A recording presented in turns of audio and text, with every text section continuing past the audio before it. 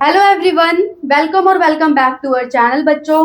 तो जैसा कि हम पढ़ रहे थे क्रॉप प्रोडक्शन एंड मैनेजमेंट, तो प्लीज आप क्या करेंगे कि आप अपने पास अपनी बुक रखेंगे, वेदर इट इज एनसीईआरटी और एनी साइड बुक, और क्या करेंगे, एक कॉपी लेंगे और क्या करेंगे, पेन लेकर के बैठेंगे। ओके, और पेशेंस के साथ बैठिएगा। आज के इस वीडियो में हम क्या पढ़ेंगे, इरिगेशन। और पिछले वीडियो में बच्चों हम पढ़कर आ चुके हैं कि हम लोग adding manure and fertilizer, fallowing, land fallowing method, और क्या पढ़े, क्रॉप रोटेशन और नाइट्रोजन फिक्सेशन भी। तो प्लीज उस वीडियो को देखने के बाद ही इस वीडियो को देखिएगा, ताकि सब कुछ बेटा लिंक है। तो लिंक है तो क्या, आप अगर पिछला नहीं देखोगे और डायरेक्ट इस वीडियो पे जंप करके देखोगे तो कोई मतलब नहीं है फिर, राइट। तो आप प्लीज कॉपी पेन लेकर के बैठो आराम से, चेयर टेबल पे, राइट। कहीं भी ऐसे लेटे हुए वीडियो मत देखो। ओके, अगर आप रिवीजन पर्पज से देख रहे हो फिर भी बेटा शॉर्ट नोट आप बना सकते हो। स्लाइड्स पे जो नोट्स है वो काफी रिसर्च करके, काफी सब कुछ पॉइंट इकट्ठा करके बनाया गया है बच्चों, तो कुछ भी पॉइंट छूटेगा नहीं और डिटेल एक्सप्लेनेशन है। तो आज अगर इस वीडियो को आप पूरा देख लिए तो इरिगेशन में फिर कभी डाउट आनी नहीं है बच्चों। आज हम पूरा पढ़ेंगे, ट्रेडिशनल मेथड भी और मॉडर्न मेथड भी। ओके, तो हम बात करते हैं इरिगेशन। इरिगेशन बच्चों क्या होता है कि इरिगेशन मतलब कि जैसे अब तक क्या पढ़े हो कि सॉइल में फर्टिलिटी को बढ़ाना। मतलब अब तक आप क्या कर चुके हो, बीज लगाए थे, बीज लगा करके प्लांट वगैरह जो ग्रो किए थे उसको आप खाना दे चुके हो। अब क्या दोगे, उस प्लांट को पानी दोगे। क्या दोगे, पानी दोगे। आप भी जैसे खाना खाते हो पानी भी तो पीते हो ना, तो प्लांट को भी क्या करेंगे हम लोग, आज पानी पिलाएंगे, राइट। पानी कैसे पिलाएंगे बच्चों, पानी पिलाने की प्रोसेस को क्या बोलते हैं, इरिगेशन बोलते हैं, सिंपल। इरिगेशन मतलब क्या होता है, supply of water. Supply of water को बोलते हैं क्रॉप को। क्रॉप को पानी देने की प्रोसेस को इरिगेशन बोलते हैं। तो क्या ये डेफिनेशन पूरा हो गया बच्चों, तो नहीं। सिर्फ इतना लिख करके मत चले आना कि supply of water to the crop is called as irrigation, फिर ढूंढते फिरते हो कि मैंने तो पूरा लिखा फिर भी मेरा नंबर कहाँ कट गया बच्चों। तो सप्लाई ऑफ वाटर, पानी तो देते हैं, पर आप देखते होगे या ऑब्जर्व किए होगे बच्चों, या घर में भी अगर कोई प्लांट वगैरह लगाए हो तब उसको रोज पानी देते हो, राइट। आज दे दिए तो रोज डेली डेली डेली पानी दोगे। डेली नहीं भी देते होगे बच्चों तो हर दूसरे दिन देते हो। तो हर रेगुलर इंटरवल पे प्लांट को पानी देनी पड़ती है। ये नहीं कि एक बार पानी दे दिया फिर भूल गए, राइट। हम लोग तो पानी पिलाए थे परसों नरसों एक महीना पहले, ऐसा नहीं होता है कि हमको रेगुलर इंटरवल पे प्लांट को पानी देनी पड़ेगी। तो supply of water to the crop at regular interval is called as irrigation. अब जाकर के आपका जो डेफिनेशन है वो कंप्लीट हुआ कि प्लांट को पानी तो देना है पर रेगुलर इंटरवल पे देना है, उस प्रोसेस को इरिगेशन बोलते हैं बच्चों। ओके, अब बात करते हैं इंपॉर्टेंस ऑफ इरिगेशन। हम पानी देने का इंपॉर्टेंस क्या है बच्चों, देखो पानी देने से क्या होगा कि इंपॉर्टेंस ऑफ इरिगेशन ये है कि सीड्स जो होंगी वो जर्मिनेट करती हैं, राइट। आप देखोगे जर्मिनेशन ऑफ सीड मतलब क्या होता है बच्चों, कुछ लोगों को पता होगा, कुछ लोगों को नहीं भी पता होगा। जर्मिनेशन ऑफ सीड्स मतलब होता है, सिंपल सी बात है, what is germination of seeds कोई पूछ ले तो सीड का, जब सीड होता है वो कन्वर्ट होता है सीडलिंग में। किसमें कन्वर्ट होता है, सीडलिंग में। उस प्रोसेस को बोलते हैं बच्चों जर्मिनेशन ऑफ सीड। अब सीड और सीडलिंग क्या होती है, सीड बीज होता है बच्चों। आप क्या करते होगे, देखते होगे सीड को जब पानी में डाल देते हो, जैसे चना वगैरह आप देखे होगे, स्प्राउट्स, स्प्राउट्स सुने हो, स्प्राउट्स क्या होते हैं बच्चों, सीडलिंग्स ही तो होते हैं। सीडलिंग्स मतलब छोटे छोटे उसमें स्टेम आ जाएंगे और उसको छोड़ दोगे तो उसमें रूट्स भी आ जाएंगे, राइट। तो उसको क्या बोलते हैं, सीडलिंग। तो जब सीड सीडलिंग में कन्वर्ट होता है तो उसको क्या बोलते हैं बच्चों, जर्मिनेशन ऑफ सीड बोलते हैं। अब जर्मिनेशन ऑफ सीड के लिए, अब चने में से अंकुरित चना कैसे बनता है, मतलब चने से स्प्राउट्स बनाने के लिए हमें क्या करना पड़ता है, उसको पानी में डालना पड़ता है, पानी में ऐड करना पड़ता है। तो पानी क्या कराता है बच्चों, पानी कराता है हमारा वाटर। क्या कराता है, वाटर का फॉर्मूला होता है H2O। तो वाटर क्या कराता है बच्चों, वाटर कराता है जर्मिनेशन ऑफ सीड। सीड को जर्मिनेट कराता है, मतलब सीड को सीडलिंग में कन्वर्ट करता है। क्लियर होगा ये पॉइंट, ओके। अब नेक्स्ट क्या है, एब्जॉर्प्शन ऑफ न्यूट्रिएंट्स। इसका क्या मतलब है, पानी देने से न्यूट्रिएंट्स कैसे एब्जॉर्ब होंगे। तो जो लोग पिछला वीडियो देख कर आए हैं वहां पे हम लोग पढ़े थे सॉल्युबिलिटी की बात।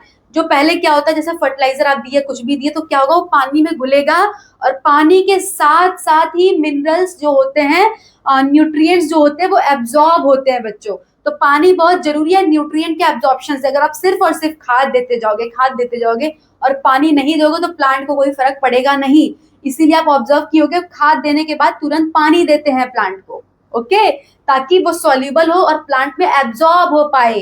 तो क्या कराता है, एब्जॉर्प्शन ऑफ न्यूट्रिएंट्स कराता है, न्यूट्रिएंट को एब्जॉर्ब कराने में हेल्प कराता है कौन, पानी।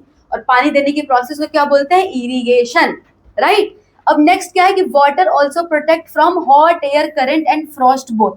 मतलब कि आप पानी दोगे तो अभी इतनी सारी धूप, कड़क धूप चल रही है बच्चों, कड़क धूप चलेगी, ठंडियों में क्या शीत लहर चलेगी, ठंडी ठंडी हवाएं चलेंगी, तो प्लांट को नुकसान ना हो, एक कांस्टेंट इन्वायरमेंट बना के रखता है कौन, पानी, राइट। पानी आप दोगे तो क्या होगा कि जो अभी गरम गरम हवाएं चल रही हैं और ठंडी हवाएं जब चलेंगी ठंडियों में, तो उनसे भी प्रोटेक्ट करता है। और क्या करता है, to maintain moisture in the soil, मतलब सॉइल में जो मॉइस्चर को मेंटेन करता है बच्चों, सिंपल कि वाटर देंगे तो सॉइल की मॉइस्चर क्या होगी, वो मेंटेन रहेगी। Okay, along with water nutrients are also absorb. अब ये तो है कि ठीक है भाई, ये तो समझिए कि हाँ, न्यूट्रिएंट्स के एब्जॉर्प्शन के लिए सिर्फ ऐसा नहीं कि न्यूट्रिएंट्स ऐड कर लिए और प्लांट तक पहुंची, ऐसा नहीं है। न्यूट्रिएंट्स ऐड करेंगे, वो सॉइल में एब्जॉर्ब होंगे, फिर जाके जो प्लांट को एब्जॉर्ब होंगे और प्लांट ग्रो कर पाएगा। तो ये सारे इंपॉर्टेंस ऑफ इरिगेशन है, वेरी इंपॉर्टेंट पॉइंट। आप प्लीज सारे पॉइंट्स को नोट करते जाओ, और अगर आप नोट्स बना लिए तो प्लीज शॉर्ट नोट भी साथ साथ बनाते जाओ, बहुत जरूरी है बच्चों। अगर सिर्फ वीडियो को देख के चले जाओगे तो कोई फायदा होना नहीं है। ओके, अब बात करते हैं कि एक पॉइंट आपकी बुक में दी होगी कि time and frequency of irrigation. अब बच्चों, टाइम और फ्रीक्वेंसी का क्या मतलब है? टाइम और फ्रीक्वेंसी का ये मतलब है कि जो टाइम क्या मतलब होता है, कितने टाइम तक, कितने समय तक पानी देना है, और फ्रीक्वेंसी का मतलब होता है कितने कितने कितने दिनों बाद देना है, राइट। जैसे आप खुद ही देखे होगे बच्चों, ऑब्जर्व किए होगे कि कुछ कुछ प्लांट्स को पानी ज्यादा देने की जरूरत पड़ती है, कुछ कुछ प्लांट को पानी कम देने की जरूरत पड़ती है, और कुछ कुछ प्लांट को डेली देने की जरूरत पड़ती है, और कुछ कुछ प्लांट को कुछ इंटरवल के बाद देनी पड़ती है, राइट। तो टाइम और फ्रीक्वेंसी डिपेंड करता है बच्चों तीन चीजों पे। पहला है crop to crop. Crop to crop का मतलब क्या है बच्चों? क्रॉप टू क्रॉप का मतलब होगा, ये समझना, ये जो रटते फिरोगे कि क्रॉप से क्रॉप का मतलब क्या होता है कि एक आप पढ़कर आए रबी क्रॉप, रबी क्रॉप में पढ़े हो वीट, और दूसरा पढ़कर आए खरीफ क्रॉप, खरीफ क्रॉप में क्या पढ़े हो, राइस, और वहां पे पढ़े होगे कि राइस को, दोनों क्रॉप है, पर दोनों क्रॉप में अगर आप कंपेयर करोगे तो राइस को क्या होती है, ज्यादा पानी की रिक्वायरमेंट होती है, इसको खूब सारा पानी की जरूरत होती है, खूब सारा पानी, पूरा पानी में ये डूबा रहता है, राइट। इसीलिए तो राइस जो है वो रेनी सीजन में ग्रो करता है बच्चों, क्योंकि उसको पानी की इतनी जरूरत है। अगर बारिश नहीं होगी, आप इतना पानी नहीं दे पाओगे, अच्छा प्लांट ग्रो ही नहीं होगा। वहीं पे वीट को है वो कम पानी की जरूरत है। ओके, तो क्रॉप टू क्रॉप मतलब कुछ क्रॉप को ज्यादा पानी की जरूरत पड़ती है, कुछ क्रॉप को कम पानी की जरूरत पड़ती है, तो इस पर डिपेंड करता है आपके इरिगेशन की टाइम एंड फ्रीक्वेंसी। अब सॉइल टू सॉइल का क्या मतलब है बच्चों? कि सॉइल आप जानते होंगे कि बच्चों चार तरह की सॉइल्स होती हैं, वैसे तो चार तरह की। मैम ये कौन कौन सी सॉइल होती हैं? आप सुनो बेटा, सैंडी सॉइल तो सुने होगे, लोमी सॉइल, क्लेई सॉइल और सिल्ट सॉइल।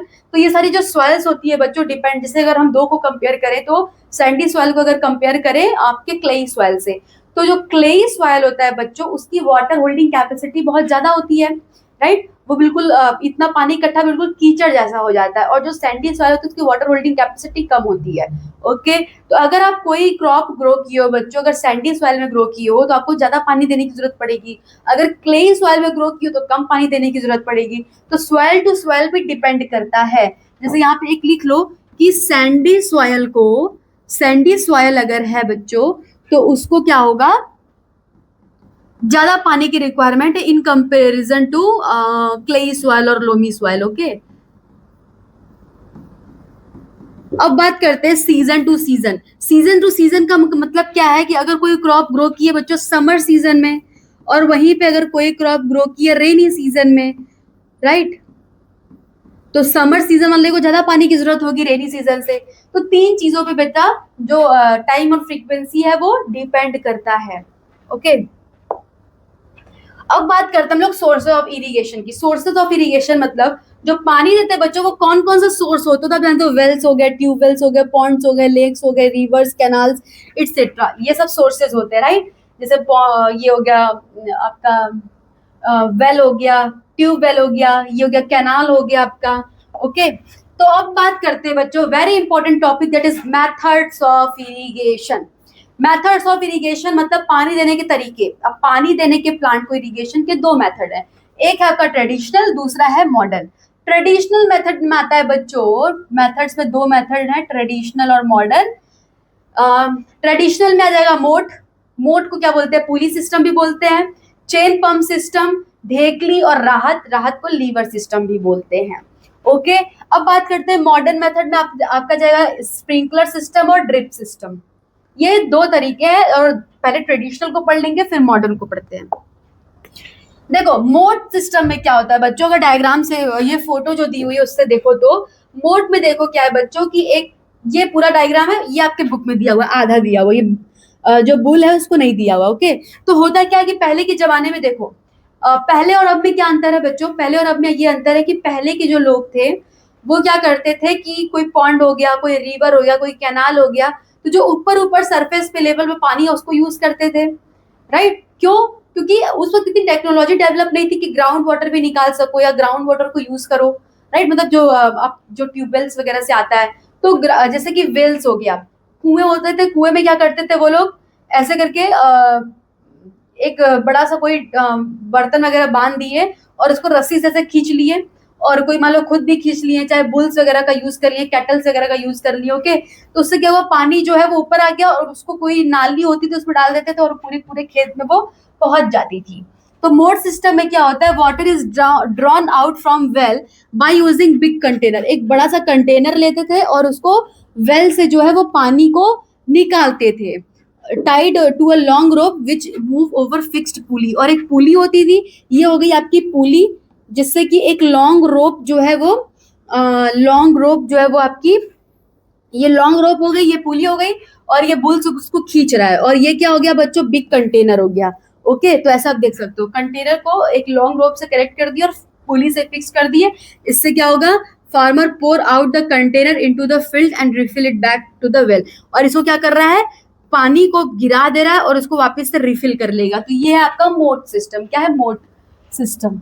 अब नेक्स्ट अगर बात करते हैं बच्चों चेन पंप मेथड की, तो चेन पंप मेथड में उससे थोड़ा सा जो मोर डेवलप्ड है, इसमें दो पुलीज होती थी। इसमें क्या होती थी, दो व्हील्स होती थी, sorry, consist of two large wheel. दो व्हील दिख रही है आपको, एक ये व्हील है और दूसरी बच्चों ये व्हील है, और व्हील के ऊपर क्या है, चेन है। क्या है, चेन है। तो उसको क्या बोलते हैं, chain pump method. Two wheels are connected by a chain, और एक चेन उस पुली पे चल रही है दोनों व्हील्स पे, और उस पे क्या कनेक्टेड है, बाल्टियां लटकी हुई है। आप देख रहे हो बाल्टी या कोई कंटेनर जो है वो ऐसे लटका हुआ है, राइट? और नीचे जो है वो पानी है।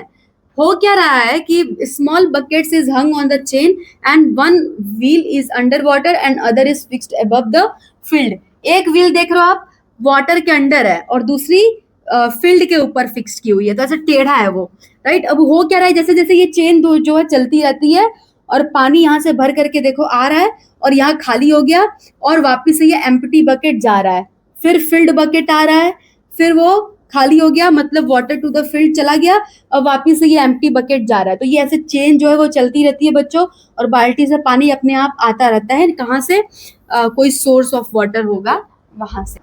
तो नेक्स्ट होता है बच्चों हमारा ढेकली सिस्टम।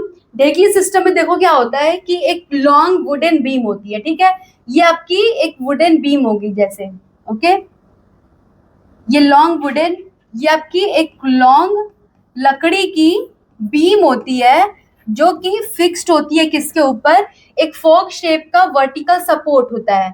तो ये येलो वाला क्या है बेटा, येलो वाला जो है आपका आप देख रहे होगे फॉक शेप का क्या है, एक वर्टिकल सपोर्ट है, जो कि जिसका शेप कुछ ऐसा होता है बच्चों।